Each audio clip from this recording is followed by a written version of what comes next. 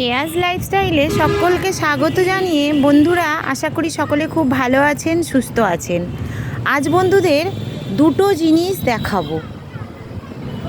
এক হচ্ছে এই গাছটা আমি আগেই দেখিয়েছিলাম, জামরুলগুলো কত বড় বড় আকার নিয়েছে, দেখুন কত সুন্দর হয়েছে। জামরুল গাছে এখনো ফুলে ভর্তি হয়ে আছে, এই সব ছোট্ট ছোট্ট ফল ধরছে। আর এই যে জামরুলগুলো এত সুন্দর হয়েছে, এগুলো বড় হচ্ছে, আরও বড় হবে শুনলাম। তো আর একটা জিনিস হলো, আমি বলেছিলাম যে এই গাছের ছাউনির দরকার, তো অবশেষে আমার এই যে ছাউনি হয়ে গেছে।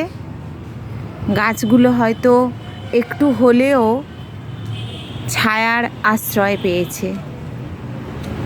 দেখুন ছাউনিটা আজকে কমপ্লিট করা হয়েছে, বাঁশ টাস দিয়ে ভালো করে ছাউনিটা করা হয়, তো ওই নেটটা লাগানো হয়, এটাকে কমপ্লিট করা হলো।